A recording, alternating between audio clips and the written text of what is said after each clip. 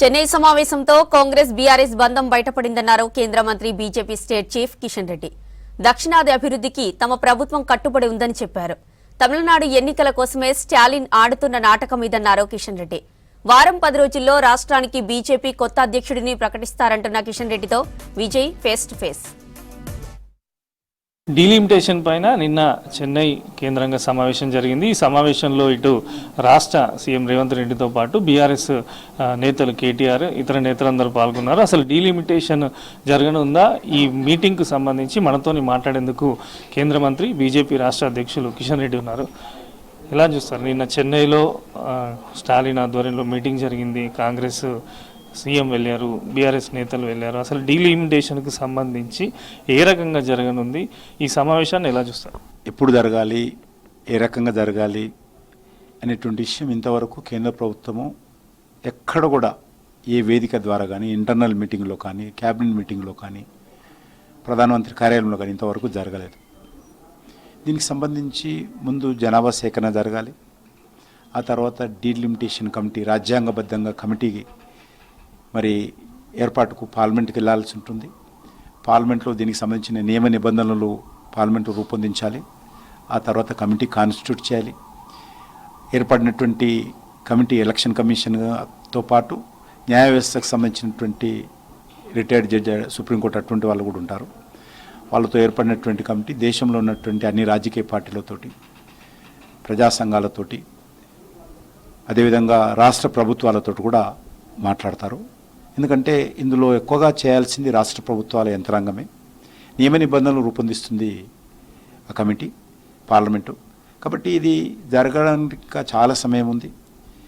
ఈరోజు నిన్న సమావేశం పెట్టడం అవుతున్నదో జస్ట్ తమిళనాడులో జరగనున్నటువంటి 6 నెలల్లో అయితే శాసనసభ ఎన్నికలు ఉన్నాయో, ఎన్నికలకు సంబంధించి తమిళనాడు ప్రభుత్వం చేసినటువంటి ఒక రాజకీయపరమైనటువంటి కార్యక్రమం. తమిళనాడులో గత 4.5 సంవత్సరాలుగా ఏర్పడినటువంటి డిఎంకే ప్రభుత్వము స్టాలిన్ నేతృత్వంలో పూర్తిగా కుటుంబ పరంగా, అవినీతి పరంగా, కుంభకోణాల పరంగా ప్రభుత్వ వ్యతిరేకత కూడగట్టుకుంది. ప్రజలు తీవ్రంగా వ్యతిరేకిస్తున్నారు. ప్రజల దృష్టిని మళ్లించడం కోసము భారతీయ జనతా పార్టీ మీద బురద జల్లేటువంటి ప్రయత్నం గత అనేక రోజులుగా అప్పుడు అవకాశం వచ్చినప్పుడల్లా డిఎంకే ఇస్తుంది. అది భాష పేరు మీద కానీ, తమిళ పేరు మీద కానీ, లేక ఇప్పుడు కాన్స్టిట్యున్సీల పేరు మీద, డీలిమిటేషన్ పేరు మీద కానీ చేస్తూ ఉన్నారు.